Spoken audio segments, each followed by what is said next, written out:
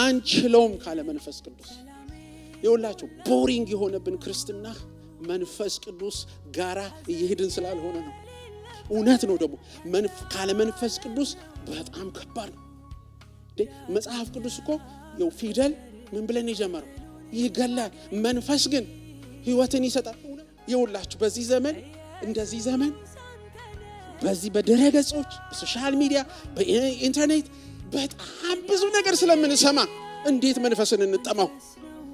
እንዲያውም ሐዋርያው ጳውሎስ ይህንን አለ ምዕራፍ 4 ላይ አንደኛ ቆሮንቶስ ስመጣ ቃላችሁን አይደለም ኃይላችሁን ላይ እፈልጋለሁ። ለምን? መንፈስ ቅዱስ ባንቺ ሲሰራ የእግዚአብሔር ኃይል ይገለጣል።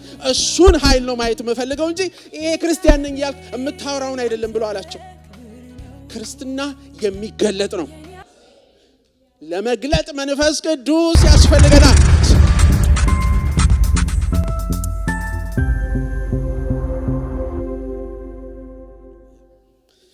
እኔ አንድ ነገር ልበላችሁ። እግዚአብሔር በተለይ በዚህ ዓመት የተናገረን ካለው ነገር አንፃር አንድ ነገር ብዬ ልጀምር ወደ መልእክቴ ከመሄዴ በፊት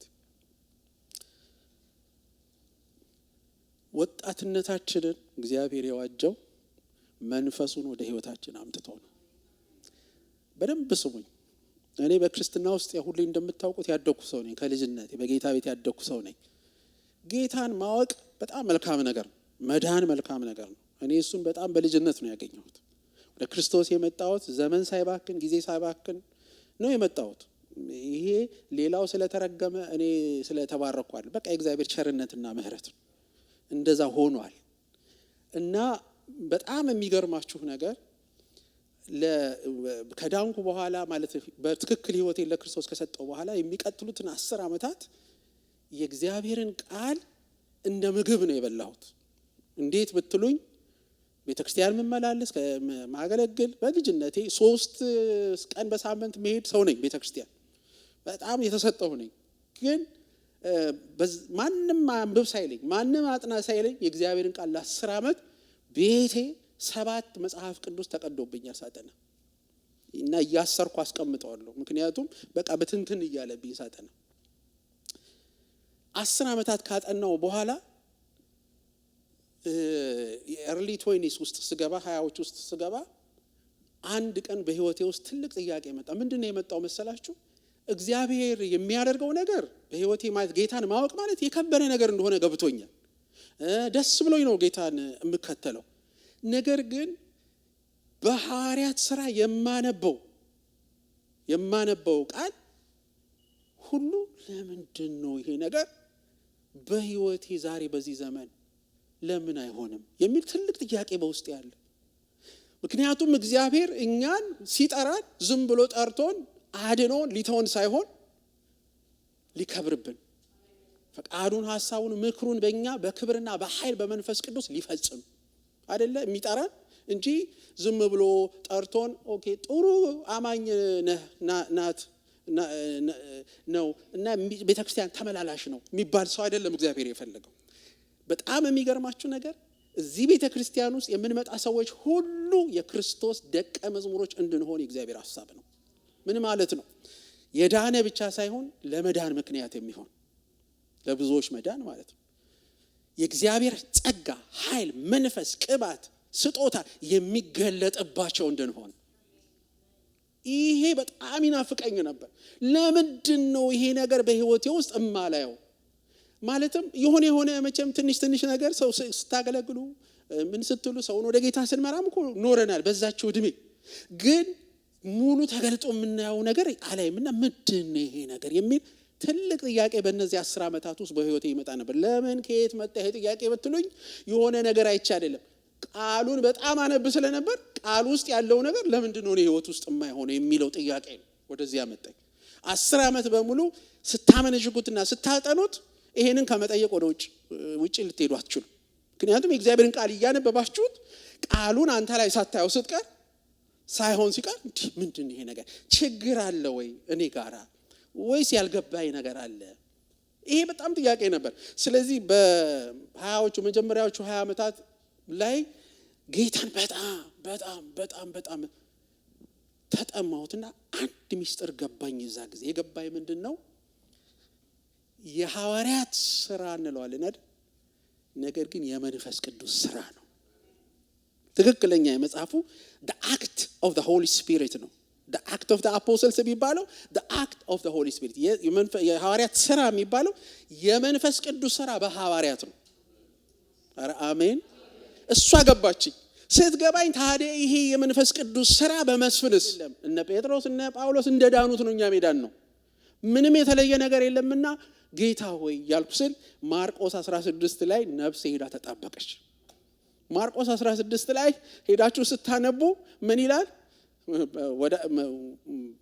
ያመኑትም እነዚህ ምልክቶች ይከተሏቸዋል፣ በስሜ አጋንንትን ያወጣሉ፣ በአዲስ ቋንቋ ይናገራሉ፣ በድውያኖች ላይ እጃቸውን ይጭናሉ፣ ድውያኑም ይፈወሳሉ፣ መርዝ ቢጠጡ እንኳን አይጎዳቸውም ያለ ይሄንን ክፍል ማንበብ በዚህ መንፈስ ውስጥ ሆኜ ሲጀምር ይሄን ማወራችሁ early በ20ዎች ማለት ገና 22 በቃ ነፍሴ ተሰፋች ነው የምላችሁ። ከዛ ቃል ኧረ ጌታ ሆይ እኔ ሰው ማን ደግሞ እኛ በነበርንበት ዘመን ላይ ከባድ ጥያቄ ነበር። በተለይ እኔ ባደኩበት ቤተክርስቲያን ውስጥ ቻሌንጁ ምንድን ነበረ? አይ ሰው እንዳይጭንባችሁ፣ ሰው ቢጭንባችሁ መንፈስ ቅዱስ ትሞላላችሁ ተብሎ አጋንንት የሚሞሏችሁም አሉ እያሉ የሚያስፈራሩንም ዘመን ነበር። ስለዚህ ከነዚህ ሁሉ ጥያቄዎች የተነሳ ወደ ምን መጣሁኝ? ኖ ጌታ ሆይ ራስህ የምታደርገውን በህይወቴ ላይ አድርግ። ማንም ሰው እጅ እንዲጭንብኝ አልፈልግም። አንዳንድ ጊዜ የተለያዩ አብያተ ክርስቲያናት ሄጄ ሳገለግል ወይም ስገለገል ሰዎች ወደ በመንፈስ ቅዱስ ልትሞሉ የምትፈልጉ ኑ ሲሉ እኔ ያኔ አልወጣም ከፍርሃት የተነሳ። ነገር ግን ቤቴ ገባና አንተ ካለ ማንም እጅ መጫን አያስፈልገውም፣ እባክህና በህይወቴ እጅን ጫን። ይሄ ለ8 ወራት በነዛ ጊዜ የጮኩት ጩኸት ነው። እኔ ለምን መሰላችሁ? እኔ ማለት አሁን ለምሳሌ የእግዚአብሔር መንፈስ በእናንተ ላይ ሲመጣ 3 ኃይለኛ ነገሮች ማኒፌስት ያደርጋሉ፣ ይገለጣሉ። የመጀመሪያው ነገር የሌለ የጸሎት መንፈስ ይወርድባችሁ። እየሰማችሁ ነው? ለምን ቤቴ የጸሎት ቤት ትሆናለች ስላለ መንፈስ ቅዱስ በእናንተ ላይ ሲመጣ ጸሎት ነው የሚወርድባችሁ። የጸሎት መንፈስ ላያችሁ ላይ ይወርዳል። ይሄ ማለት ምን ማለት መሰላችሁ? የጧት ጸሎቴን አደረስኩ የምሽት ጸሎቴን አደረስኩ የምትሉት አይደለም። ተደፍታችሁ ለመነሳት የሚከብዳችሁ የጸሎት መንፈስ። ለዚህ ነው ሂዱና በጸልዩ ሲላቸው ገብተው 10 ቀን ሙሉ 10 ቀን ተነግሯቸው አይደለም፣ 10ኛው ቀን ላይ መንፈሱ ስለመጣ ነው። እነሱ 10 ቀን በኋላ ትሞላላችሁ አልተባሉ። ዝም ብለው መጸለይ ራሱ ጸሎት መሃል ሲመጣ ራሱ የጸሎት መንፈስ ነው ላያቸው ላይ በኋላ የሚመጣው። ሁለተኛ የእግዚአብሔር ቃል ረሃብ አይታችሁ በማታውቁት መልኩ ይመጣል መንፈስ ቅዱስ በእናንተ ላይ ሲመጣ። ሶስተኛው ደግሞ መንፈስ ቅዱስ በእኛ ላይ ሲመጣ የሚመጣው ምንድነው? ያመነውን እምነት ይዘን መቀመጥ አንችልም። መናገር አለብን፣ መመስከር አለብን። ሰው ካገኘን እድል ካገኘን ኢየሱስ አሁን ጸሎቱ እሺ ትንሽ ያስፈልገኛል። የኔን ነው መነግራችሁ። በዛ ዘመን ትንሽ ብጸልይ ከዛም በላይ ደስ ይለኛል። ትንሽ እንደዛ ክል ውስጥ የለም። የእግዚአብሔር ቃል በጣም ነው ማጠናው፣ ችግር የለኝም። ግን አንድ ችግሬ ምንድን ነበረ? የእግዚአብሔር ቃል አነባዋለሁ፣ አጠናዋለሁ፣ የገባኝን ያህል ይገባኛል። ግን ብዙ አይገለጥልኝም፣ መገለጡ የለኝም። ሎጎሱ ግን ማለትም የተጻፈው ቃል ግን እኔ ውስጥ እንደ ጉድ ገብቷል። ሶስተኛ ግን በፍጹም አላደርገው መመስከር ነው። አልችልም፣ ከኔ አልፎ ለመናገር አልችልም። ይሄ ከፍርሃት ብቻ አይደለም። ሲጀመር እኔ ይሄ ሻይ የሚባል ሰው ስለሆንኩኝ ሰው አካባቢ ደርሶ መናገር አይደል ሰው ፊት አልችልም እንዲህ አይነት። ስለዚህ በትክክል የሚገርማችሁ መንፈስ ቅዱስ ከ8 ወራት ጩኸት በኋላ ላንተ 8 ደቂቃ ያድርግልህ። ኧረ አሜን በል። 8 ቀን ያደርግላችሁ። የግድ 8 ወር ይሆናል ማለት አይደል። ለኔ የሆነውን ነው መነግራችሁ። ከ8 ወር በኋላ ግን የእግዚአብሔር መንፈስ ዲቴሉን አሁን መናገር አልችልም ጊዜ ስለሌለኝ መጣና ሲዮቴን አጥለቀለቀ። ሲያጥለቀልቅ የመጀመሪያ ነገር የወረደብኝ የጸሎት መንፈስ ነው። ምንም አላቆምም። በቃ በየቀኑ ከመስሪያ ቤት ቸኩዬ ምሮጠው በጣም early ነው ስራ የጀመርኩ። ከመስሪያ ቤት ቸኩዬ ምፈልገው መኝታ ቤቴን ዘግቶ መንበርከክ እንጣባችሁ። ሃሌሉያ። ሁለተኛው በጣም የሚገርማችሁ ስንት ዓመት ሙሉ 10 ዓመት ሙሉ ያነበብኩት የእግዚአብሔር ቃል እንዲህ ነው እንዴ ቃሉ የመገለጥ ነገር ላይ ይመጣ ጀመር። እኔ ከዘፍጥረት እስከ ዮሐንስ ራእይ ስጠጣው ነው የኖርኩት። ነገር ግን ብርሃኑ የለኝም፣ መገለጡ የለኝም። ታውቃላችሁ ከዚህ ዕለት በኋላ በህይወቴ ላይ የእግዚአብሔር ቃል እንደ ጉድ ውስጤ መፍሰስ ጀመረ። በእውነት እኮ ነው የሚገርማችሁ። እኔ ማስተማር የሚለው ይሄ እንደ ስጦታ እንደ ጊፍት ብትወስዱት ከልጅነቴ ማስተማር የሚባል ነገር አለ። ስናስተምር ግን ቃሉን ገልጦ ማስተማር ግን የመንፈስ ቅዱስ። ሂሳብ ማስተማር ይቻላል። እኔ ትምህርት ዓለምም አስተምሬያለሁ። በትምህርት ዓለምም አስተማሪ ሆኜ አስተምሬያለሁ። እችላለሁ ማስተማር፣ ግን ገልጦ ማስተማር አይቻልም። ይገለጥ ጀመረ እግዚአብሔር ቃል። እኔ ድሮ ወጣት ሆኜ አሁን በነዛ 10 ዓመታት የመንፈስ ቅዱስ ነገር ህይወት ያሳለ ለማመድ ሰብኪ ብዙ ጊዜ አውቃለሁ። እና ስሰብክ ወጣቶቹ እንዴት እንደምሰብካችሁ ታውቃላችሁ? ጉዳችሁ እያልኩ ነው የምሰብከው። የመጨረሻ እያስፈራራው ነው የምሰብከው። ለምን ቃሉን በሙሉ ከጥቅስ ከጥግ አውቀዋለሁ። ስለዚህ እያስፈራራው ነው የምሰብከው እንጂ ተገልጦልኝ አይደለም። ምክንያቱም ብሉይ ኪዳን ሄዳችሁ ካነበባችሁ በጣም ቆንጆ ኢንጀክሽን መውጋት ይቻላል፣ መርፌ፣ አስደንጋጭ የሚያስፈራራ ነገር። ከዛ ግን ይበራ ጀመር እግዚአብሔር ቃል። ከሁሉ በላይ ግን ምንም የማልችለው ነገር ኦፖርቹኒቲውን ካገኘው ስለ ክርስቶስ መናገር ጀመርኩ። ይሄ ጀመረው በጀመርኩበት በመሰራበት መስሪያ ቤት ነው። እኛ ዲፓርትመንት ውስጥ 10 ሰዎች ነበርን። ከ10ሩ 5 ወደ ጌታ መጡ። በዛ የጀመረ ከ9 ዓመት በኋላ መስሪያ ቤቱ ለቅቄ ሲወጣ በየዳኑና በእነሱ የዳኑ ከ110 በላይ ሰዎች እዛች መስሪያ ቤት ውስጥ ብቻ ነው ማውራችሁ። ያግኝ መንፈሱ በሉ ሌላ አንድ ሰው አረ ጠንከር ብላችሁ ለአንድ ሰው የእግዚአብሔር መንፈስ ዛሬም በሙላት ያግኝ በሉት። እስቲ መንፈስ ይሙላብሽ በሉ። አሁን እኔ ይሄንን ምነግራችሁ ለምንድን ነው? የኔ ስራ አይደለም። የማን ነው? እኔ ምን ነፍስህ ያስጨንቀዋል ብትሉኝ፣ ካለ እግዚአብሔር መኖር፣ ካለ መንፈስ ቅዱስ መኖር፣ ካለ መንፈስ ቅዱስ መሰብሰብ፣ ካለ መንፈስ ቅዱስ ማገልገል፣ ካለ መንፈስ ቅዱስ መገልገል በጣም አድካሚ የሆነ ህይወት። ለዚህ ነው ሃይማኖተኝነት ብሎ ጌታ ኢየሱስ ክርስቶስ እናንተ የተለሰነ ግድግዳ ናችሁ ብሎ ፈሪሳውያንን እኮ እስከሚናገራቸው የደረሰው ላይፍ የሚባል ነገር ውስጣቸው። መጽሐፍ ቅዱስ ሲናገር ህይወት የእግዚአብሔር መንፈስ ነው። የምናገራችሁ ቃል ህይወት ነው፣ መንፈስም ነው። መንፈስ የሚባለው ነገር የእግዚአብሔር መንፈስ ከሌለን ምንም የለንም። እውነቴን ነው የምነግራችሁ። ስለዚህ ነው መጽሐፍ ቅዱስ ይሄንን አበክሮ ቢናገረው። አዲስ ኪዳን የመንፈስ ቅዱስ እንቅስቃሴ፣ የመንፈስ ቅዱስ ንቅናቄ፣ የመንፈስ ቅዱስ ስራ፣ የመንፈስ ቅዱስ አድራጎት ነው። እኔ አንድ ነገር ልንገራችሁ፣ አልረፈደብንም። የረፈደበት ሰው እዚህ ቤት ውስጥ የለም። ሁላችሁም ዛሬ ብትጠሙት እንደገና ታውቃላችሁ። እኔ አንድ ነገር ልንገራችሁ። አንዳንድ ጊዜ ሰው በመንፈስ ቅዱስም ጀምሮ ምን ይላችኋል? ገላትያን ሲናገር በመንፈስ ጀምራችሁ በስጋ በእምነት ጀምራችሁ እንደገና ወደ ህግ ትመለሳላችሁ ያላችሁ ለምን ታውቃላችሁ? ደህና ሄዳችሁም ብዙ ነገር ህይወት ላይ ደብድቧችሁ ልትመለሱ ትችላላችሁ። ወደ ኋላ እንደገና የኋላ ማርሽ አስገብታችሁ እንደገና እንደ ድሮ መንፈስ ቅዱስ እንዳላገኛችሁ ዘመን የመኖር ነገር እዚህ ምድር ላይ ካለን ይሄ ፈተና አይለቀንም። ስለዚህ ነው መንፈስ ይሙላባችሁ እንጂ በወይን ጠጅ አትስከሩ፣ ይህ ማባከን ነውና ብሎ የተናገረው ለምንድን ነው? እለት መንፈሱን የመጠማት እድል እንዴት እንዳላችሁ ልንገራችሁ። ይሄው በህይወት አላችሁ። ይሄው እየተነፈሳችሁ ነው። አሁን እየተነፈስሽ ነው። እድል ነው ይሄ መንፈሱን እንደገና ለመጠማት።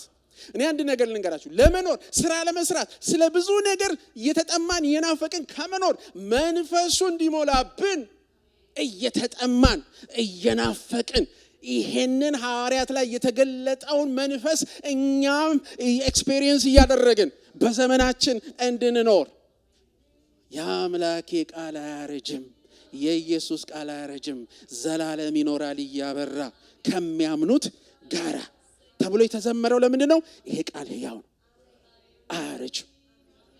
ሊቪንግ ነው። ይሄው ዘመን ቆጥሮ ዛሬ እኮ ተመሰከርን። ኢየሱስ ይሄው አዳነ ቤቴን።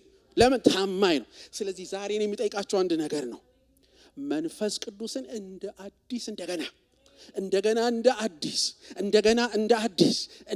እንደ አዲስ ሳያረጅባችሁ፣ ሳይታክታችሁ፣ ሳይሰለቻችሁ እኔ እፈልጋለሁ። ጌታ ሆይ ሐዋርያት ስራ እንዲሆን እፈልጋለሁ ህይወቴ፣ የመንፈስ ስራ እንዲሆን እፈልጋለሁ ህይወቴ፣ ክብርህ እንዲገለጥ እፈልጋለሁ፣ ኃይልህ እንዲገለጥ እፈልጋለሁ፣ ጸጋህ በእኔ እንዲገለጥ እፈልጋለሁ፣ ስጦታዎች በእኔ እንዲሰሩ እፈልጋለሁ፣ አንተ በእኔ ስትከብር ማየት እፈልጋለሁ፣ ትውልድ ሲዋጅ ማየት እፈልጋለሁ ብለን ዛሬ እንድንጮህ ጠይቃችኋለሁ። ፕሊዝ በር ዘግተን አንቀመጥ። ወቅቱ ነው፣ ሰዓቱ ነው። እንደገና እግዚአብሔር ወደዚህ እየጠራን ነው።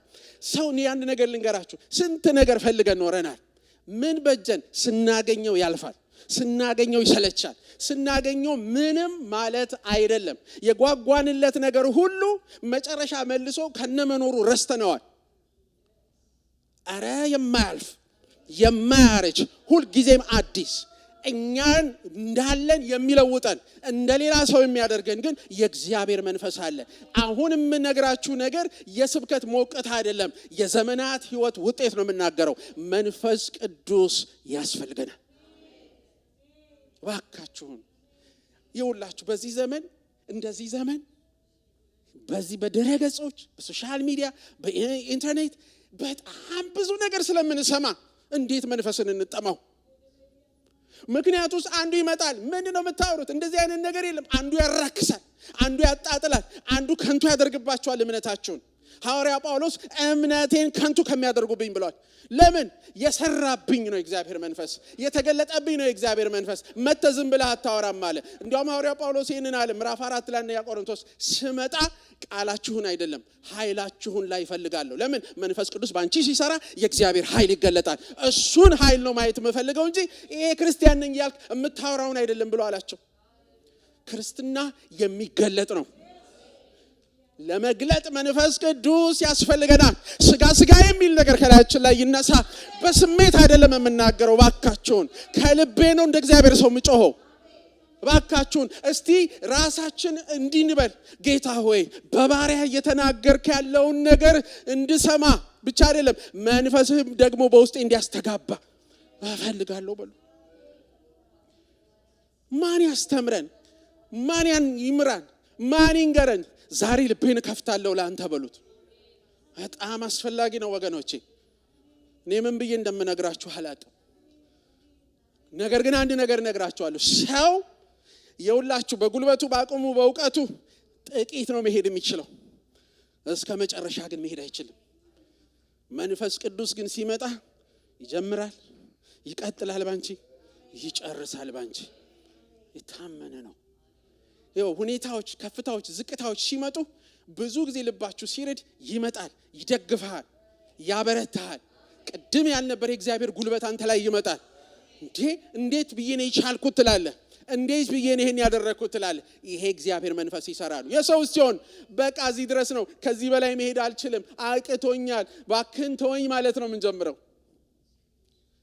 ዛሬ የእግዚአብሔር መንፈስ ህይወታችንን እንዲያገኝ እንድንፈቅድ፣ እንድንራብ፣ እንድንጠማ መንፈስ ቅዱስ ሆይ እንደ ልጅ ልሆን ልፈልጋለሁ። እንደ ሕፃን አእምሮ ማለትም በቃ ይሄ ልጅ ምንድነው ሙሉ በሙሉ ጎላጁ ላይ ምንድነው ራሱን ይጥላል አይደል? ሕፃን ልጅ በራሱ አይደገፍም። በቃ እኔ ዛሬ ሁለንተናዬን ባንተ ላይ እጥላለሁ። ይውላችሁ አንድ ነገር ልንገራችሁ። አልረፈደም ያልኳችሁ ለምን ነው ታውቃላችሁ? የምትተነፍሱት እግዚአብሔር ዛሬ በቸርነቱ አስቦን ነው። የምትተነፍሰው በቸርነቱ አስቦኝ ነው። ቀን ሳለ የላከኝን ስራ እንድንሰራ የሚያስችለን እግዚአብሔር መንፈስ ነው። ምን ይሄንን ዘመን መጨረሻ ዘመን ነው ብዬ ለእናንተ ባስረዳችሁ ሞኝነት ይመስለኛል። እንደዚህ ዘመን ጥግ የደረስንበት የአመጽ ጥግ፣ የጨለማ ጥግ፣ የርኩሰት ጥግ የደረስንበት ዘመን የለም። ምን ዘመን መጥቶ ነው መጨረሻው ነው ብሎ የሚያሳምነን? የውላችሁ እቺ የቀረችንን ዘመን ዓለም ጋር ብትሄዱ ያለውን እንገራችሁ። ተንኮል፣ አመጽ፣ ርኩሰት። እኔ አሁን ዓለምን አይደለም የሰውን ልብ ለመለወጥ ምክንያት እንዲያደርገኝ እስቲ የአንድ ሰው ልብ በሉ እስቲ። የአንድ ሰው ልብ ለመለወጥ ምክንያት እንዲያደርገኝ ነው እኔ የምፈልገው። ዓለምን ገብቼ ለማሽከርከር እንደንዝርት እቅዱም የለኝም። እቅዱም ካላችሁ እግዚአብሔር ይርዳችሁ። ዓለም ግን በርኩሰት በጨለማ ስር በሰደደ አመጽ የተሞላች ናት ዓለም። አሁን የኛ እድል ፈንታችን ምን እንደሆነ ልንገራችሁ። እዛ ገብቶ እንደገና ያንኑ ማብካት አይደለም፣ ነገር ግን በመንፈስ ብልጫ በዳንኤል መንፈስ፣ በነ አስቴር መንፈስ፣ በነ ዮሴፍ መንፈስ፣ በነ ጳውሎስ መንፈስ፣ በነ ጴጥሮስ መንፈስ፣ በነ ዮሐንስ እስር ቤት ገብተው ታስረው የማይታሰሩ እኔን ብታስሩ ቃሉን አታስሩም ያሉ ይሄ ልቀት መንፈስ ውስጣችን ይግባ። መንፈስ ቅዱስ የልቀት መንፈስ ነው። አረ መንፈስ ቅዱስ የልቀት መንፈስ ነው። መንፈስ ቅዱስ የልቀት መንፈስ ነው። ይሄ መንፈስ ዛሬ ይግባ። እኔ አንድ ነገር ልንገራችሁ። ታውቃላችሁ አይደለም ፍለጋ ማለት ምን ማለት እንደሆነ? እኔ መልእክቴንም ትቼዋለሁ መሰለኝ። ልንገራችሁ ምን እንደሆነ ልንገራችሁ። ፍለጋ ማለት ምን እንደሆነ ልንገራችሁ። ሲርብህ የምትሆነውን ታውቃለህ አይደለም? ሲርብን ምን ነው ምን ሆነው ያክለፈልፈናል። እማንገባበት እማንወጣበት አቅም እስካለን ድረስ የምናረገውን ነገር በሙሉ እናደርጋለን። ሲርበን የመጨረሻ ተልፈስፍሶ አቅም አጥቶ ካልወደቀ በስተቀር ምግብ ፍለጋ ይሮጣል። ዋላ ወደ ውሃ ምንጭ እንደሚናፍቅ እንዲሁ ነፍሴ አንተን ናፈቀች። ዋላ ወደ ውሃ ምንጭ እንደምትናፍቅ እንዲሁ ነፍሴ አንተን አለች። ይውላችሁ ረሃብ ሲመጣ ወደ ህይወትህ አያስቀምጥህም። ሁለት አይነት ነገር አያስቀምጥህም። ረሃብ አያስቀምጥህም። መንፈስ ባንተ ላይ ሲመጣ ደግሞ አያስቀምጥህም። ያቺ ሴት በቀትር መታ በፀሐይ በማይቀዳበት ሰዓት ላይ መታ የምትቀዳው የሰርቫይቫል ጉዳይ ነው። ምክንያቱም በሌላ ሰዓት ብትመጣ የሚያስነውራት የሚያሳፍራት ነገር አለ። ውሃ ግን ስለሚያስፈልጋት በከባዱ ሰዓት ወደ ውሃ ጉድጓድ ትመጣ ነበር። አይገርማችሁም? ያን ዋጋ የምትከፍለው ካለ ውሃ መኖር ስለማይቻል ነው። ነገር ግን ጊዜያዊ ውሃ ፍለጋ መታ ዘላለማዊውን ውሃ አገኘችው። ዘላለማዊውን ውሃ ባገኘች ጊዜ ምን እንደሚል ታውቃላችሁ? ፈጥናም ወደ ከተማ ሄደች። የነገራትን ጉዷን የነገራትን ጌታ ሄዳ ለከተማ ኑና ጉዴን የነገረኝ። ሁለት ነገር አያስቀምጥህም። ረሃብ አያስቀምጥህም። መንፈስ ባንተ ላይ ሲመጣ አያስቀምጥህም። እኛ በጣም ራዲካል አይደለንም። ራዲካል ሰው ለመግደል ራዲካል ሆኗል እዚህ ምድር ላይ ታውቃላችሁ። ራዲካልስ ተብለው ይጠራሉ። ሰው ለመግደል የተለያዩ ሽፍቶች ሰው ለመግደል ተነስተው ራዲካልስ ተብለው አገር ለማጥፋት ይነሳሉ። ሰው ለጥፋት ራዲካል ይሆናል። ዛሬ ባካችሁን ለህይወት ራዲካል ሁን በሉ። ሌላ አንድ ሰው ዛሬ ባካችሁን ውስጣችሁ ይራብ ይጠማ። እኔ አንድ ነገር ልንገራችሁ። እግዚአብሔርን በአፌ አላታልለውም። እግዚአብሔርን በሁኔታ አላታልለውም። እግዚአብሔር ልቤን ያውቃታል። የራበው ሰው ፕሮቶኮል የለውም። እስቲ አንተ ይራብህና ሙልጭ አድርጎ የመጀመሪያ ቀን ሲርብህ ሰዓት ላይ ሰው ቤት ሲደርስ ይቅርብኝ ትላለህ። ተግደርዳሪ ሰው ከሆንክ እስቲ ይምሽ ትሞክር ይሆናል። በማግስቱ ትቀልዳለህ። ምግብ ነገር አላችሁ ወይ ነው የምትለው። ለምን? ራዲካል ያደርግሃል። ፍለጋ ራዲካል ያደርግሃል። ምንም የማይቻል ነገር ነው። ልክ ይሄ እኮ የእግዚአብሔር መንፈስ ሰው ሲፈልገው ራዲካሊ ነው መፈለግ ያለበት። ከዛስ መንፈስ ቅዱስ ደግሞ በአንተ ላይ ሲመጣ ራዲካሊ ነው የሚሰራው። የተለመደ ነገር በአንተ ላይ አይሰራም። ደርሼ መጣሁ አትልም። ገብቼ መጣሁ አትልም። የሆነ ፕሮግራም አድርጌ መጣሁ አትልም። ፕሮግራም የሚያስፈልግህ ኢምፓወርድ ለመሆን ነው። ፕሮግራም የሚያስፈልግህ እንደገና መንፈሱን ለመሞላት ነው። ወጥተህ እንደገና ፈቃዱን ለማድረግ ነው።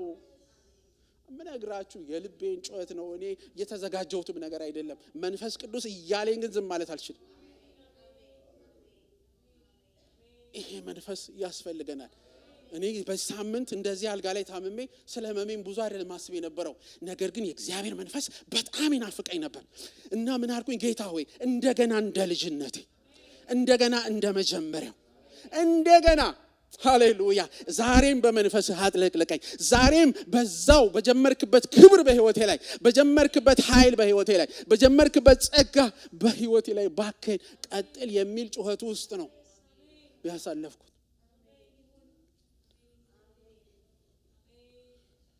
አችለውም ካለ መንፈስ ቅዱስ፣ አንችለውም ካለ መንፈስ ቅዱስ። ይኸውላችሁ ቦሪንግ የሆነብን ክርስትና መንፈስ ቅዱስ ጋራ እየሄድን ስላልሆነ ነው። እውነት ነው ደግሞ ካለ መንፈስ ቅዱስ በጣም ከባድ ነው። መጽሐፍ ቅዱስ እኮ ፊደል ምን ብለን የጀመረው ይገላል፣ መንፈስ ግን ህይወትን ይሰጣል። እውነት እኮ ነው። ፊደሉን ብቻ ቢያቀብለን መንፈስ ቅዱስና እግዚአብሔር ጸጋ ባይረዳን ጫና ከባድ አስቸጋሪ እኮ ነው፣ ውስብስብ ነው። ለዚህ እኮ ነው ብሉይ ኪዳን ጠቅላላ ኖረው ያልጨረሱት እኮ ከዚህ የተነሳ ነው። አረ መንፈሱ መጥቷል። ኢየሱስ ዋጋ ከፍሏል። በቀራንዮ ደሙ ሲፈስ መንፈሱን ለኛ ላይ ያፈስ ነው። እንዲያውም ራሱ ተናገረ፣ እኔ ልሂድ፣ እኔ ብሄድ ይሻላችኋል፣ አጽናኙን መንፈስ ልክላችኋለሁ። ይኸውላችሁ አሁን ኢየሱስ እዚህ ምድር ላይ ቢኖር፣ ዛሬ ክርስቶስ እዚህ ቤት ውስጥ ቢኖር፣ ልክ በሐዋርያት ዘመን እንደነበረው ክርስቶስ ዛሬ በዚህ በተረዳነው ዕውቀት ልክ ሆኖ ኢየሱስ እዚህ ቤት ቢኖር እንደምንሆነው አንሆንም። በተረዳነው መረዳት ነው ብላችሁ ከገባን በኋላ ኢየሱስ ማን እንደሆነ ከገባን በኋላ ዛሬ ኢየሱስ በአካል እዚህ ቤት ቢገለጥ በፍጹም እንደሆነው አንሆንም። ነገር ግን ከሱ ያልተናነሰ ራሱ የሆነ ራሱ ሶስተኛው መንፈስ ቅዱስ እኮ ዛሬ ለኛ ተልኮልናል። ዛሬ እንዴ አክብሮቱ፣ ፍርሃቱ፣ ጥበቃው፣ ናፍቆቱ እንዴ ያስፈልገናል። መንፈስ ቅዱስ በሉ እስቲ ከልባችሁ በሉት፣ መንፈስ ታስፈልገኛለህ። አረ መንፈስ ቅዱስን በለው ዛሬ እንጥራው፣ የእግዚአብሔርን መንፈስ። እኔ ይውላችሁ ካወኩት በኋላ ነው በቃ ይሄ ነገር ከተገረዳውኝ በኋላ እንዴት አድርጌ ነው ሌላ አይነት ህይወት መኖር እምችለው ያልኩት። ለምን ብትሉኝ እኔ ነኝ ለሰው ተናግሬ ሰውን ወደ ክርስቶስ ማመጣው ኔቨር። አሁንም እንኳን አልችልም ካረደኝ ታውት ያኔ መሰለህ። አሁንም ማይለመድ ቢኖር የእግዚአብሔር ስራ ነው የሚሰራው፣ የእግዚአብሔር መንፈስ ብቻ ስለሆነ ቻልኩበት ማለት ማንችለው የእግዚአብሔር ስራ ነው። መንፈስ ቅዱስ በእኛ የሚሰራው ስራ ብቻ ስለሆነ ዛሬ መንፈስ ቅዱስን እንደወትሮ ካላስተናገድኩት ምንም የምችለው ነገር የለም። አውቀዋለሁ በህይወቴ ውስጥ የሆነ ነገር ማድረግ ሲያቅተኝ የከለከልኩት እሱን እንደሆነ አውቀዋለሁ። ከመንገዴ ላይ ለሱ ልቤንና ሐሳቤን ጊዜን እንዳልሰጠሁት በትክክል አውቃለሁ። ሁልሽም ታውቂያለሽ። ቢሪል ከሱ ጋራ እውነተኞች እንሁን። ልባችን ይፈልገው ይጠማው። ይሄ ዝግ የሆነ ሰማይ ውስጥ አንኖር። ሰማይን ከፍቶልን ኢየሱስ ሄዷል። ራሳችን እንደገና እንዝጋው ሰማይን። ይውላችሁ መጽሐፍ ቅዱስ ሲናገር ክርስቶስ ኢየሱስ በተሰቀለ ጊዜ ምንድነው የሚለው? መጋረጃው ለሁለት ተቀደደ ነው የሚለው። ያደረገልን ነገር ምንድነው? በሰማይና በምድር ያለውን የጥል ግድግዳ አፍርሶ ቻናሉን መስመሩን ከፍቶ። ሃሌሉያ። ስልካችሁን ብታዩት ሁለት ነገር ማድረግ ትችላላችሁ። ወይ ኦንላይን ማድረግ ትችላላችሁ፣ ወይ ኦፍላይን ማድረግ ትችላላችሁ። አይደለም? ዴታውን ብታጠፉት፣ ሴሉላር ዴታውን ብታጠፉት ኦፍላይን ናችሁ፣ ብታበሩት ኦንላይን ናችሁ። እቃው እጃችሁ ላይ ነው። ይውላችሁ አለኮ ነገሩ አለኛ ላይ አለ። አሜን። ተሰጥቶናል በሉ እስቲ። መንፈሱ በልባችን ፈሷል በሉ እስቲ። በልባችን እኮ ስለፈሰሰ ይላል ሮሜ 5 ላይ በልባችን ስለፈሰሰ እኮ ይላል ስለ መንፈሱ ሲናገር አለኮ። አሁን ችግሩ ምን መሰለ? ኦንላይንም ኦፍላይንም የምታረገው ባካሄድ ነው፣ በህይወትህ ነው።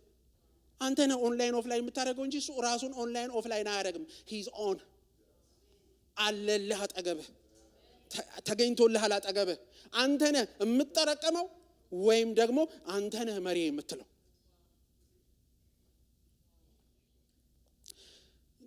ይውላችሁ ነብዩም ከኛ ጋር ያሉት ከነርሱ ጋር ካሉት ይበልጣሉና አትፍራሉ። ኤልሳም እግዚአብሔር ሆይ ያይ ዘንድ ባክህን አይኖቹን ክፈትለት ብሎ ጸለየ። እግዚአብሔር የሚያገልጋዩን አይኖች ከፈተለት። ሲመለከትም የእሳት ፈረሶችና ሰረገሎች በኤልሳ ዙሪያ ተራራውን ሞልተው ይላል። አሁን አንድ ነገር ልንገራችሁ እስቲ። በመንፈስ በሉ ደግሞ አለ መንፈስ በሉ። ይኸውላችሁ በመንፈስ መኖርና አለ መንፈስ መኖር ልዩነቱን ቁጭ አድርጎ ያሳየናል። ምን አለ እዚህ ላይ ሲናገር ኤልሳ በሰራዊት ተከቧል፣ በጠላት ሰራዊት ተከቧል። ኤልሳ ቁርስ ይበላል፣ ባካችሁ ስሙ፣ ቁርስ ይበላል፣ ይዝናናል፣ ልብስ ይመርጣል፣ የዕለቱን የፈለገውን ያደርጋል። ይሄ አገልጋይ ነፍሱ ልትወጣ ነው። ምንድነው ችግሩ? አረ የእግዚአብሔር ሰው ጠላት ከቦናል፣ ትልቅ ችግር ላይ ነን እኮ። ምንድነው እንደዚህ የሚያዝናና? የሚናወጠው ማን ነው? አገልጋዩ። በተረጋግቶ የተቀመጠው ማን ነው? ነብዩ።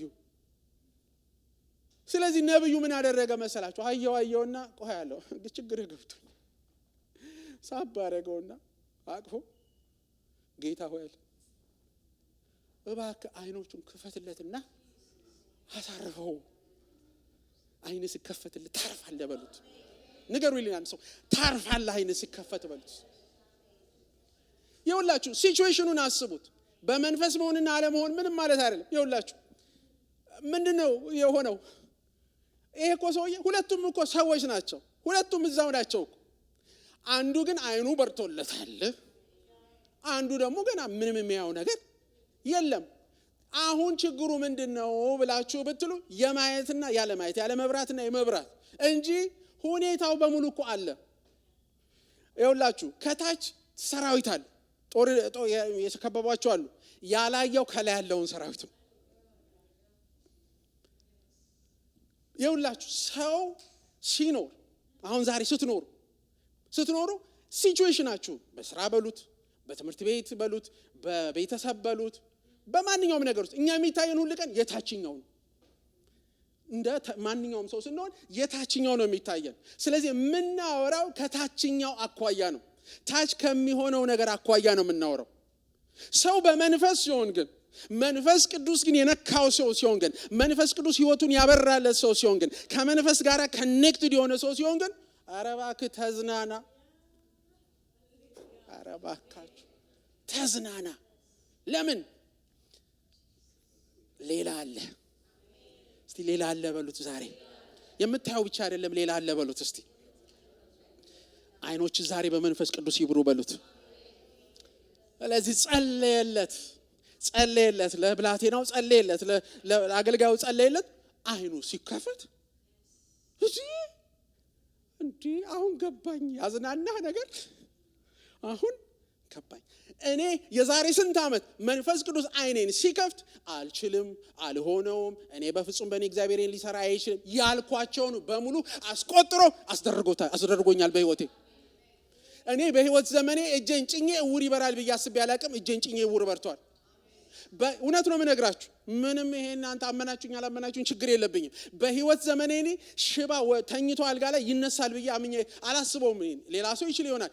እኔ ግን እጄን ጭኜ ሽባ ሲነሳ አይቻለሁ፣ አጋንንት ሲወጣ አይቻለሁ። ምንም ያክል መነጽር የመጨረሻው መነጽር ሳይት ያደረገ ሰው አውልቆ እንዲሁ ማንበብ ማየት ሲጀምር አይቻለሁ። ምን ያላየሁትን ታምር ጠይቁኝ። ካንሰር ሲበራ አይተናል።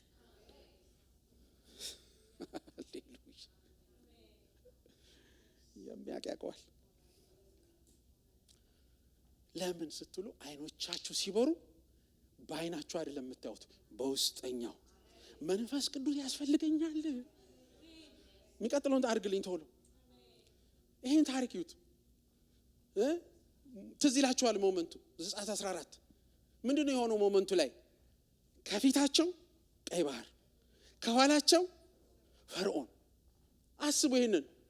ሁላችንም ዛሬም በዚህ ዘመን እንደዚህ አይነት አጣብቂኝ ህይወት ውስጥ አንገባ። በትዳር አጣብቂኝ ህይወት ውስጥ እንገባለን፣ በልጆቻችን አጣብቂኝ ህይወት ውስጥ እንገባለን፣ በስራ አጣብቂኝ ህይወት ውስጥ እንገባለን፣ በወረቀት ጉዳይ አጣብቂኝ ውስጥ እንገባለን። በብዙ ነገሮች ሰው አጣብቂኝ ውስጥ አይገባ እና በፊቴም ቢሄድ ባህር፣ በኋላ ጠላት፣ የት ሊሄድ እኔ አይደል? ይሄ አእምሮ የሚያስበው አይኔ ውጫዊ አይኔ የሚያየው ነው። ባክን ይሄን ህይወት ይብቃ በሉት። ዛሬ አጠገባችሁ ያለውን ሰው በምንም አይነት ደረጃ ይብቃን። ዋው! ይኸውላችሁ ሙሴ ጋራ መጥተው 2 ሚሊዮን ህዝብ ነው የጮህበት። አንድ ሰው ተናግሮን አይደለ እንቅልፍ የምናጣው አይደለ? አንድ ሰው ተናግሯችሁ አይደለም? እንደኔ ከሆናችሁ አይዟችሁ፣ እኔም ሰው ነኝ። እንቅልፍ የምናጣው አንድ ሰው ተናገረን ብለን ሲመዘምዘን በርከክ ብለህ እኮ ብትጠራው መንፈሱን አንተንም እሱንም ይነካዋል እኮ። እስቲ ታሪክ ቀያሪ መንፈስ ከኔ ጋራ ነው ባሉ። አረ ካመናችሁ ጮክ ብላችሁ በሉ ታሪክ ቀያሪ መንፈስ። 2 ሚሊዮን ህዝብ ሲጮህባችሁ የእግዚአብሔር ድምጽ ነው የሚጠፋባችሁ መንፈሳዊ ሰው ካልሆናችሁ። 2 ሚሊዮን ህዝብ ሲጮህብን ምንም ነገር መስማት አንችልም፣ ይከብደናል። ለምን? ነፍስ ትጨነቃለች። ምን እንደሆነ እግዚአብሔርን ይሄን ቃል ስሙኝ። እግዚአብሔርን ሳያናግረው እኮ ነው ሙሴ ገና ሳያናግረው በፊት ህዝቡ እየጮህበት እያለ ዘጸአት 14 ከ13 ከ14 የተናገረው ገና እግዚአብሔር ሳያናግረው ነው። ምን አለ? ሙሴም ለህዝቡ መለሰላቸው። አይ መንፈሳዊነት፣ አይ በመንፈስ ቅዱስ መጥለቅለቅ። ይኸውላችሁ አትሸበሩ፣ ጸንታችሁ ቁሙ። እግዚአብሔር ዛሬ የሚያደርግላችሁን መታደግ ታያላችሁ። ዛሬ የምታዩአቸውን ግብፃውያንን ዳግም አታዩአቸውም። እግዚአብሔር ስለ እናንተ ይዋጋል። እናንተም ያለባችሁ መታገስ። አይ ይኸውላችሁ እንዲህ አይነት ደፋርነት አያዋጣም በሉት። አጠገባችሁ ያለውን ሰው መንፈስ ካንተ ጋር ከሌለ በቀር በሉት። ዝም ብሎ የሚቻል እንዳይመስላችሁ። አሁን የተነስቶ በጉራ እንዲህ ነው ምናምን ተብሎ በሞራል የሚነገር ነገር አይደለም። ለምን? አንደኛ መሄጃ የለህም። ካላመለጠ ህዝቡ እዛው ነው። እየሰማችሁ ነው? ምንም ነገር የማይሆን ከሆነ እዛው ነው። የሚለቅህ የለም። ንገሩት፣ የሚለቅህ የለም በሉት። እስቲ የመንፈስ ቅዱስ ድፍረት ውስጣችን አረ መንበርከክ መብረክረክ ከኛ ላይ ተነስቶ የመንፈስ ቅዱስ ድፍረት። የሰው ድፍረት አላልኳችሁ፣ የመንፈስ ቅዱስ ድፍረት። ታውቃላችሁ አትሸበሩ አለ። ይኸውልህ አጣብቂኝ ሁኔታ ውስጥ ቆሞ እግዚአብሔር ስለ እናንተ ይዋጋል። እግዚአብሔር ምን አለው? በትርን በባህሩ ላይ ዘርጋ አለው። እሱ ራሱ መንፈሳዊ ካልሆንክ ትችላለህ እንዴ? ምን ማለት ነው? 2 ሚሊዮን ህዝብ ፊት ቆመ ብለህ ስትዘረጋ እቺ ሰውዬ ድራማ ላይ ናት የሚያስብል ነው። ቀላል እኮ ነገር እንዳይመስላችሁ። አሁን እኛ ታሪክ ለምደናል፣ ታሪክ መስማት ለምደናል። ይሄ ግን ከታሪክም በላይ ህያው ነው። ሲዘረጋ እኮ ትልቅ የእምነት ሪስክ። ሃሌሉያ። እምነት በመስዋዕትነት የተሞላው ነው። ታውቃለህ፣ በአምላክ ተማምነህ ነው የምትወጣው። ዘረጋው ሌሊቱን ሙሉ ይላል እግዚአብሔር ቃል ሲናገር። ሙሴ በባህሩ ላይ እጁን አቤት እምነትህ እኮ ይታያል እኮ መንፈስ ባንተ ሲሰራ እኮ ይታያል እኮ። ሌሊቱን ራሱ ሙሉ መዘርጋት ከባድ እኮ ነው። ኢያሱ እኮ በውጊያው ሙሴ እኮ በውጊያ ጊዜ ዘዳግም 17 ላይ ሲናገር ምን ይላል እንዴ? ዘጸአት 17 ላይ ሲናገር እጁን ደግፉት ወርና ኢያሱ እጁን ደግፉት ተብሎ እኮ ነው። እጅ ተደግፎ እኮ ነው። አሁን ግን ብቻውን ዘረጋው፣ መንፈሱ ይደግፈዋል። ሌሊቱን ሙሉ የምስራቅ ነፋስ። there is another realm። ሌላ ዓለም አለ። አረ ሌላ ዓለም አለ። ሌላ ዓለም እኮ አለ ወገኖች። በቃ ተደፍነን እኮ ኖርን ከተዘጋ ሰማይ በታች። ነገሮቻችንን በሰማይ እስቲ ከፈቱልን። በተከፈቱ ነገሮች ውስጥ መሄድ እንጀምር እስቲ። ሁሉ ቀን በሂሳብ አንኖር፣ በመናየው ነገር አንኖር። ከሂሳቡ በላይ ጌታ አለ፣ ከነገሩ በላይ ጌታ አለ፣ ከጥያቄ በላይ ጌታ አለ፣ ከበሽታዬ በላይ ጌታ አለ። አረ አለ። ስለዚህ ምን አለች ሲዘመርለት? በአፍንጫ ውስጥ ንፋስ ሞችን የከፈለ ሌላ ሬልም አለ። ልንረሳው የምንችለው ሬልም ነው። እኔ ሁሌ እያስተዋልኩ እየነቃው መንፈስ ቅዱስ እያነቃኝ የምመለስበት ዓለም ነው። እኔ ራሴ አስተዋሽ የሚያስፈልገኝ ሰው ነኝ። ብዙ ጊዜ መንፈስ ቅዱስ ያስተሳስበኝ አይቻለሁ። ፈጥነን እንመለሱልኝ፣ ቶሎ ብለው ወደሚቀጥለው ሄድልኝ። በጣም የምናውቃቸው ታሪኮች ግን የመንፈስ ዓለም አሰራር እንዴት እንደሆነ እንድናይ 40 ቀን በሙሉ እስራኤል የተጨነቀ ነው። አንድ ጎልያድ 9 ፊት የሆነ ጎልያድ ወጥቶ 40 ቀን በሙሉ እስራኤልን ያስጨንቃል። አስቡ፣ ይሄንን ታሪክ ውስጥ ግቡ ራሳችሁ። 40 ቀን በሙሉ እስራኤልን ያስጨንቃል። አሁን ዛሬ ታሪኩ ስላለፈ ነው እንጂ ባያልፍ ኖሮ እኛም እንደነሱ ነን። ስለዚህ ሳኦል ራሱ በሕዝብ መሃል ድንኳኑን ተክሎ ቁጭ ብሎ ከድንኳን አይወጣም ነበር ይላል። ምክንያቱስ ምንም እንደማያደርገው ያውቃል። ሕዝቡ በተናገረ ቁጥር ጎልያድ ይርበተበታል፣ ይጨነቃል። አምላክ እንደሌለው ሕዝብ ነው እስራኤል የሆነው። ይሰማችሁኝ ነው? እንደሱ ነው አንዳንዴ የምንኖረው።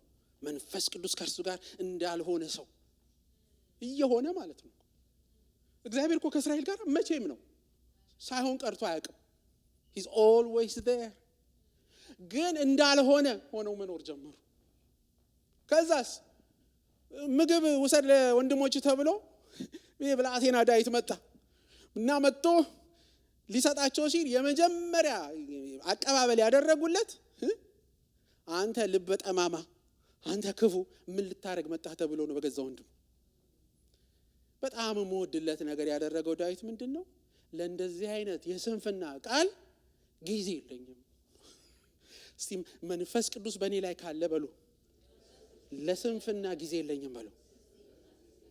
ዝም ብለህ የማይሆን ነገር ዘመንን ኢንተርቴን እያረካት ኖር። እኔ ስንት ስራ ያለኝ ሰው ነኝ። ስንት ሚሽ ምንድነው ህዝቡ የተርበተበተ? 40 ቀን በሙሉ ህዝቡ እየተናወጠ ነው፣ ችግር ላይ ነው። ምንድነው ሲሉ ይሄው ሰው ያጣው እሱ ወጥቶ እያስፈራራ አንድ የሚደፍረው የሚገጥመው ጠፋ። ደግሞ እውነት ነው። አንደኛ በጣም ተዋጊ ነው፣ ልምምድ ያለው ግዙፍ ነው፣ ያስፈራ አይደለም አንጂ ወይ አንተ ከሱ ጋር ተዋግታችሁ ስታዩት ራሱ ያው የመሮጥ ጸጋ ነው የሚበዛላችሁ። ከባድ ነው። ይኸውላችሁ ዳዊት ምን አለ? ይሄንን ያልተገረዘ ፍልስጤማዊ አለ እኔ ዋጋዋለሁ አለ። ድምጽ ከእስራኤል ሰፈር ቢጠፋ፣ ደህና ድምጽ ቢጠፋ ማለት ነው፣ መንፈስ ያለበት ይሄ ወጣት ምን አለ? ከእግዚአብሔር ጋር የሚውል ይሄ ወጣት የእግዚአብሔርን ፕሬዘንስ የሚያውቅ ይሄ ወጣት፣ የመንፈሱን ፕሬዘንስ የሚያውቅ ይሄ ወጣት ምን አለ? እኔ ያለ አይመችም፣ ልምድ የለውም፣ የሚያውቁት ማለት ነው። ልምድ የለውም፣ ትንሽ ነው፣ ገና ለጋ ነው፣ ቆንጂዬ ነው፣ አንቺንማ የሚሉት ነው። ግን አሁን አንድ ህፃን ልጅ አወራ ብላችሁ ንጉስ ጋር ወሬ ትወስዳላችሁ? እስቲ አናግሩኝ። አንድ ህፃን ልጅ እወጋዋለሁ ብሏል ብሎ ሰው ሪፖርት ያደርጋል? አሁን አሜሪካ ተጨንቃ አንድ የሆነ ቲኔጀር እዚህን የአሜሪካን ችግር እፈታዋለሁ ቢል ማንም አልከለከለም አለም ብላችሁ ነው እንጂ የምትሄዱት። ይሄን ወሬ ብሎ የሚያደርሳል። ምክንያቱም ማንም የዳዊትን ባክግራውንድ አያውቅም። እንኳን ሌላ ሰው አይደለም፣ ወንድሞቹ አያውቁም፣ አባትና እናቱ አያውቁም። ለንጉስ እንዲቀባ እኮ አልጠሩትም እኮ፣ አያውቁትም፣ ማን እንደሆነ አያውቁትም። ስለዚህ እንሄዳለን። ንጉሱ ጠራው። አቤት መንፈስ ሲያድርብህ ትፈለጋለህ በሉ። አጠገባችሁ ያለውን ሰው መንፈስ ሲሞላብህ ትፈለጋለህ። አረ በትውልዱ መካከል ተፈለጉ። አረ አሜን በሉ። የምትፈለጉ ያደርጋችሁ። ምን ይመስላችኋል? ይሄንን ቃል ስላነበብኩ ብቻ የሰው ህይወት ይለወጣል ብላችሁ ታስባላችሁ? የበራ ቃል ነው የሰውን ህይወት ነፃ የሚያወጣው። የመንፈስ ቅዱስ ኃይል ነው የሰውን አንድ ነገር እኮ ይውላችሁ። ይሄንንማ ህግ አንብበው የሚክዱ አሉ እኮ። በመንፈስ ቅዱስ ስናነበው ነው ይሄ እንኳን ህይወት ያለው። ስለዚህ ዳዊት ተጠራ። እርግጠኛ ነህ አለው። አዎ ንጉስ ሆይ እኔ አለው ከብት ጠባቂ ነኝ፣ እረኛ ነኝ እና ተኩላ፣ አንበሳ፣ ድብ ይመጣል። ሲመጣ እኔ በእጄ ነው መገነጣጥላቸው። ራሱ ለማመን አያመችም አይደል?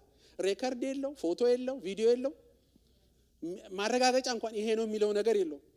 ግን እስራኤል የመፍራቱን ጥልቀት ታያላችሁ። ከነ ንጉሱ ውይ ሕፃን ልጅ አጋፍተው የሰጡ ጉደኞች። መንፈስ እኮ እላያችን ላይ መስራት ሲያቆም እንደዚህ አይነት ፈሪዎች ነን እኮ ለምንም ነገር ማንበቃ። ይውላችሁ ድፍረቴ መንፈስ ቅዱስ ነው በሉ። ሌላ ድፍረት ያለ መስሎ ነው። እሱ ሳይኖር የትኛውም ስልጣን ደፋር አያረግህም። ከዛ ይሄ ልጅ ወጣ። ምንድነው ያለው? ይሄን እስቲ እናንብበው። ዳዊትም አለ ፍልስጤማዊውን እንዲህ አለው። ከዛ በፊት ምን አለው ጎልያድ? እንዴ አንቺ ነሽ እንዴ? አንቺንማ ቆራርጬ ለእንስሶች ነው የምሰጥሻል። ምን አለ ዳዊት? ዳዊት ፍልስጤማዊውን እንዲህ አለው፣ አንተ ሰይፍ ጦርና ጭሬ ይዘህ ትመጣብኛለህ፣ እኔ ግን አንተ ተገዳደርከኝ አለ። እስራኤልን ተገዳደርክ አለ። በተገዳደርከው የእስራኤል ሰራዊት ጌታ ሁሉን በሚችል በእግዚአብሔር ስም እመጣብሃለሁ። ዛሬ መንፈሱ ወክሎኛል በሉ እስቲ ባካችሁ። አዎ በውክልና እኮ ነው የምንገባው። መንፈሱ በእኛ ላይ ሲሰራ አንተ ተወካይ ነህ እንጂ ሰሪው እሱ ነው። ስፒሪት ሬልም ውስጥ ስትገቡ ታሪክ ይቀየራል። መንፈሳዊ ዓለም ውስጥ ስትገቡ፣ መንፈሳዊ ግዛት ውስጥ ስትገቡ አሁን እንደምናየው አይደለም። ያው አሁን ስናይ ሰው ተሰብስቧል። አይናችን ሲከፈት ሌላ ሰራዊት ተሰብስቧል። እንደዛ ማለት ነው። ዋው ቶሎ ብለህ ሄድልኝ። በአዲስ ኪዳን ውስጥ ጌታ ኢየሱስ ክርስቶስ ወደዚህ ምድር ሲመጣ ህዝቡ በጣም የተጨነቀ የተገረመበት ነገር አለ። ለምን? እሱ ሲመጣ አጋንንት ይጮሃሉ። ከዛ በፊት አይገባቸውም ምን ማለት እንደሆነ፣ እንዴት እንደሚወጣ፣ ምን እንደሚሆን ብዙ ዕውቀት የላቸውም። አጋንንትን የሚያናግር ሰው ኖሮ አያውቅም። ይከብዳል። እንዴ ልምምድ የለም። ስለዚህ እንደዚህ አለ ማርቆስ 1 ላይ ቁጥር 27 ላይ አጋንንት ሲያስወጣ ሲያዩት ኢየሱስን ይሄን አሉ። ሁሉም በመገረም ይህ ስልጣን ያለው አዲስ ትምህርት። አረ ቅዱሳን ይሄ አዲስ ትምህርት ምን አሉት? እነሱ ምን ብለው ገለጹት? የሚሰራው የእግዚአብሔር ኃይል አይደለም፣ የክርስቶስ ኃይል ነው አይደል የሚሰራው። ግን እነሱ ምን ብለው ገለጹት? ሲገልጹት ይሄ አዲስ ትምህርት ምንድነው? ይሄ ደግሞ የትኛው ፊሎሶፊ ነው? የትኛው ይሄ እንዲህ አይነት አስተምሮ አናቅም። በእኛ ህይወት ሲሰራ አናቅም። ይሄን ትምህርት ተምረን አናቅም። መንፈስ ሲገባብህ አዲስ ትምህርት አለ በሉት። አጠገባቸዋለውን ሰው እንደ ወትሮ አትመላለስም በሉት። በትላንቱ ትምህርት አትመላለሽም በሏት። ምን አሉ? ይሄ አዲስ ትምህርት ነው። ምንድነው? ርኩሳን መናፍስትን እንኳን ያዛል። ሃሌሉያ። እነርሱም ይታዘዙለታል እያሉ እርስ በርስ ተጠያየቁ። መንፈስ ቅዱስ በእኛ ላይ ሲመጣ ይሄ ክርስቶስ ላይ የሰራ ስልጣን በእኛም ህይወት ይሰራል። ስለዚህ አጋንንት በስምህ ታዘዙልን ያሉት ለምን? አዲሱ የመንፈስ ቅዱስ አሰራር ባንተ ላይ ሲመጣ ዋይ ሲል ሮጠ መውጣት አይደለም። አንዱ እንዳረገው ነው። በቃ አጋንንቱ ሲጮህ እሱም ጮህ ጠፋ።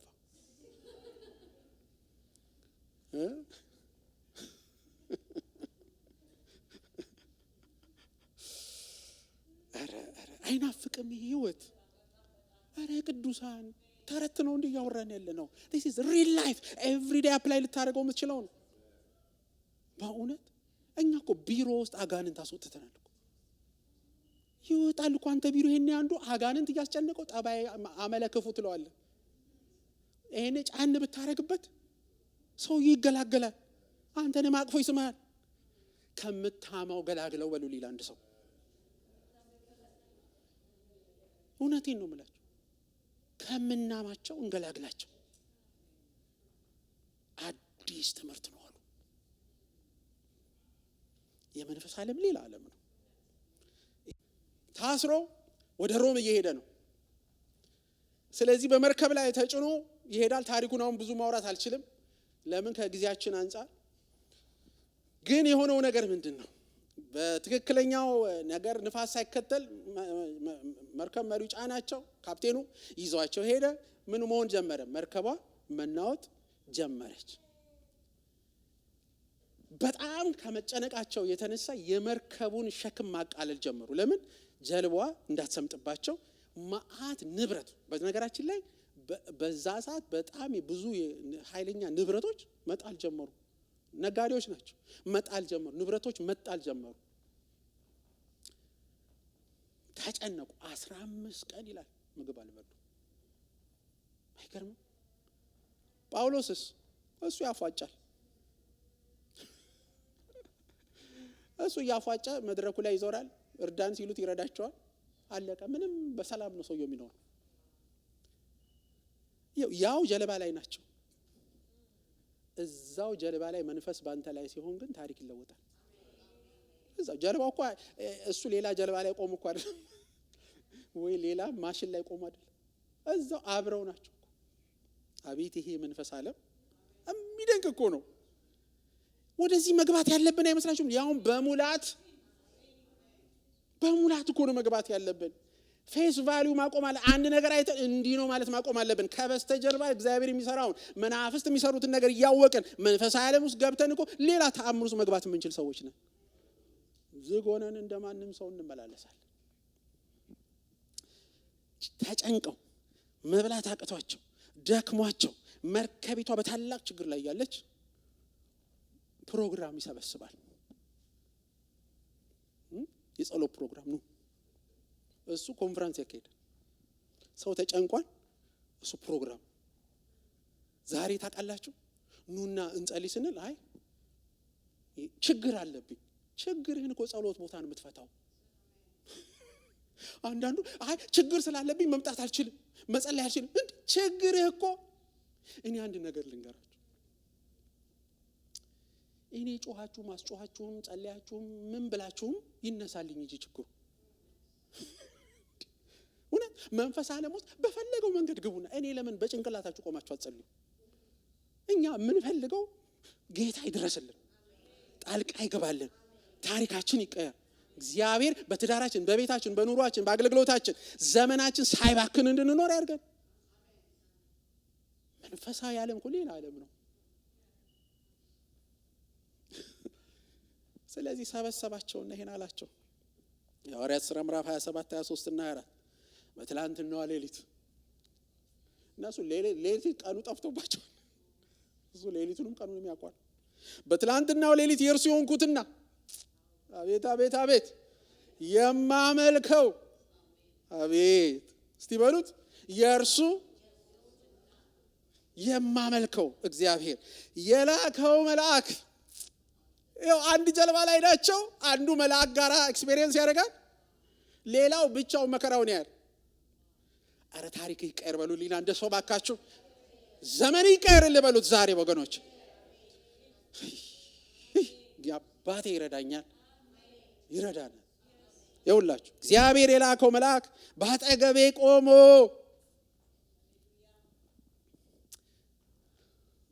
ድሮ ሰበክያለሁ። እስቲ ቃል ይዞ ጉዞ በሉ። ቃሉ ያለሽ ሰፈር እስካልደረሽ ድረስ ምንም አትሆኝም በሉ። አሲላንስ ቃሉ ያለው ሰፈር እስከሚያደርስ ድረስ ምንም አትሆንም በሉት። ላንስ ሮም ነው መዳረሻ ብሎታል። 16 ታሪክ በመሃል ቢፈጠር ለምን አንጠለጥሉም? አትሞትም ብሏላ። ሃሌሉያ። የመንፈስ ዓለም እግዚአብሔር የሚናገርበት ዓለም ነው። እግዚአብሔር የሚያውጅበት ዓመት ነው። ሁኔታዎች ሊያስቆሙት የማይችል እግዚአብሔር ድምጽ የሚነገርበት ቦታ ነው። ስለዚህ ምን አለ? በትላንትናው ሌሊት የላከው መልአክ በአጠገቤ ቆሞ ጳውሎስ ሆይ አትፍራ፣ በቄሳር ፊት መቆም ይገባሃል። ከአንተ ጋር የሚጓዙትንም ሰዎች ሕይወት እግዚአብሔር አትርፎልሃል አለኝ የሚላቸው የት ነው? ልትፈራርስ ያለች መርከብ ላይ ቆሞ እንጂ መሬት ላይ ቆሞ አይደለም የተናገረው። ምን ማለት ይመስላችሁ? ያልተረጋጋ ዓለም ላይ ቆሞ የተረጋጋ መልእክት ይናገራል። በመንፈስ ካልሆንክ እንዴት ትችላለህ? በዘመን አትችልም ይሄን ማድረግ እንዴ? ያልተረጋጋ ረግረግ ላይ ቆመ አልሰምጥም ልትል ነው እንዴ? ያልተረጋጋ ነገር ላይ ቆሞ የሚገርም የሚያረጋጋ ድምፅ ይናገራል። አቤት በመንፈስ መሆን፣ አቤት በመንፈስ መሆን፣ አቤት በመንፈስ መመላለስ እንዴት የተባረከ ነገር ነው። እግዚአብሔር እኮ ስንቴ የኛን ኮምፕሌንት ይስማል። በመንፈስ ትሆኑ እግዚአብሔርን ማመን ትጀምራላችሁ፣ መስማት ትጀምራላችሁ። የሚገርም ነው። መርከቧ በትንትኗን የወጣው ከጸጉራቸው ግን አንዱም አልወደቀም። this is supernatural። አንድ ሰው አልሞተም። ይሄንን ያወጀው ገና በማዕበሉ መካከል በነውጡ መካከል። አሁን እንደው እውነት እንነጋገር ከተባለ ይሄ ዓለምኛ ማያስፈልገንም በሙላት ምን እንሰራለን ታዲያኛ? ዛሬ ያገኘን ይሄ መንፈስ። የሚገርማችሁ አንድ ነገር ብያችሁ ልጨርስ። ጌታ እንዲህ አለ፣ ማንም የተጠማ ቢኖር። እቺን ቃል ስወዳት ማንም ነው ያለው። ስለዚህ ምን የለም ማለት ነው? ክራይቴሪያ የለም ማለት ነው። ለእነንትና ማንም የተጠማ ቢኖር ክራይቴሪያው አንድ ናት። የተጠማ ዳሁን ሀብታም ሁን ያለሁን የሌለሁን አዋቂ ሁን አላዋቂ ሁን ብትፈልግ መሀይም ሁን ለእግዚአብሔር ደንታው አይደለም። ብቻ ጠምቷል ወይ?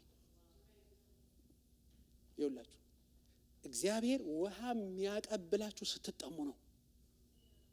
አጠገባችሁ ያለውን ሰው ለጥጋበኛ የሚያቀብለው ነገር የለም በሉት። እኔ ጥጋበኛ ነኝ አላልኩህም በሉት። ግን ለጥጋበኛ የሚያቀብለው ነገር የለውም በሉት። እግዚአብሔር ትዕቢታንን ያዋርዳል፣ ለትሑታን ግን እግዚአብሔር ለትሑታን ስብር ላለ ለሚራበው ለሚፈልገው ለተጠማው ግን ይመጣል ጌታ። ማንም የተጠማ ቢኖር ወደ እኔ ይምጣ። ይጮሃል አለ፣ የሚለፍልፍ አለ። መጀመሪያ ወደ እኔ ይምጣና ይጠጣ። ከዛስ የሕይወት ውሃ ወንዝ ከሆዱ ይፈልቃል። ይኸውልህ ይሄን ሰጥቶ ጠጥተህ ቢሆን አንተ ራስህ ምንጭ ብትሆን ማለት ነው። የጠጣሃት ይችናት ዋትኤቨር የጠጣኸው። ከዛ ወዲያ ግን ምንጭ ቢያደርግህ ማለት ነው። ከዛ ወዲያም እንደሆነ ምን ታውቃለህ? ጌታ የሚያጠጣህ መንፈሱን ነው።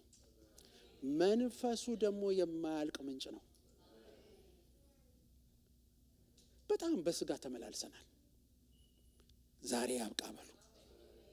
እውነት ዛሬ የሰማችሁት ቃል ህይወት ካለው ለእናንተ በእኔ ህይወት ውስጥ የስጋ ርዝራዥ እንኳን ከዚህ በኋላ እንዲሰለጥን አልፈልግም። እምፈልገው መንፈስ በህይወቴ ላይ እንዲሰለጥን እንዲገዛ ነው። ረሃብተኛ ካለ የተጠማ ካለ በካልኩሌሽን መንፈስ ቅዱስ አይመጣም። ደምረን ቀንሰን ጥቅስ አጣቅሰን አናመጣው። ስንጠማው ግን ይመጣል። በጣም የሚቸግረኝ ነገር ድሮ ልንገራችሁ እንኩት 8 ወር ስጸልይ የሚቸግረኝ ነገር እንደነበር ልንገራችሁ። መንፈስ ቅዱስ እንዲመጣ ውስጤ ይናፈቁ ማለት ነው። ትልቁ ችግር ምንድን ነበር? መምጫውን ብዙ ጊዜ ወስኛለሁ። እኔ ስትመጣ እንዲና ወይም ደግሞ የምጠብቅህ በዚህ መስመር ነው እያልኩ ለካ ስንት ቦይ ስቀድለት ነበር። እሱ ደግሞ ቦይቼን ቀድጄ እስክጨርስ ጠበቀኝ። ለምን? እሱ ባለው መንገድ እንጂ እኔ ባሰመርኩለት መስመር በሱ ጊዜ እንጂ በእኔ ጊዜ አይደለም የሚመጣው። ያለኝ ና ወደ እኔ ነኝ ማጠጣ ያለው። እቺ ስላልገባችኝ ይመስለኛል አንዱ ያዘገየኝ ይላል ለራሴ። ምክንያቱም ሁሌ በቃ እና ምን ይል ነበር ደሞ ብዙ ነገር አይ ስለነበረ መንፈስ ቅዱስ ሲመጣ የሚያንቀጠቅጥ የሚያርገፈግፍ ደሞ አንዳንድ ዕቃ የሚሰብሩም ስላየው አንድ ሰውዬ እንዲያውም እንደዚህ ብለዋል በዛ ዘመን። አንዱ ሲዘል የቤታቸውን ሻንድሊር እንክት አረገው መንፈስ ቅዱስ ተሞላው ብሎ። በጸሎት መሃል ትልቅ ሰውዬ ናቸው። ጆሮን ይዘው ዞር አደረጉና ከሶማል መንፈስ ቅዱስ ነኝ ሻንደሊር ያሰበረ አሉት። ትከፍላታለህ ብለው አስከፈሉት። እኔ አሁን የምነግራችሁ ነገር ምንድነው? አይ መንፈስ ቅዱስ እንዲህ ያረጋም ያረጋል ልላችሁ አይደለም፣ ግን እንዲህ ያሰብኩት ማለት ነው። እንዲህ ካላረገ እያልኩ ማለት ነው። የራሴ ገብቷችኋል? ስዕሎች አሉኝ። እነዛን ስዕሎች ነው ስዕል መጠበቅ እናቆም። ጌታን እንጠብቅ። የራሳችንን ድሪሞች መጠበቅ እናቆም። አሁን ሲመጣ ማለት እናቆም። በፈለገው ይምጣ፣ በፈለገው ሰዓት ይምጣ፣ በፈለገው መንገድ በእኛ ይገለጥ። እኔ ምን መስፈርቶቼን በሙሉ አንስቼ ቀድጄ ራሴን ዶሴዎች ስጥል መጣ። መንፈስ ቅዱስ አያረግም አልላችሁም። ሊያረጋችሁ የሚችላቸው ነገሮች አሉ፣ ግን የሁሉም አንድ አይነት አይደለም። ስለዚህ ዛሬ የምጠይቃችሁ ግን ምንድነው? እሱ መጥቶ ግን ህይወት እንጂ እርግማን በህይወት ሊመጣ አይችልም። ጥፋት በህይወት ሊመጣ አይችልም። ዛሬ ስራህ ምንድነው? መጠማት። ስራሽ ምንድነው? መጠማት። ይሄ ግን መንፈስ ያስፈልገናል። ተነስተን አብረን እንጸልይ።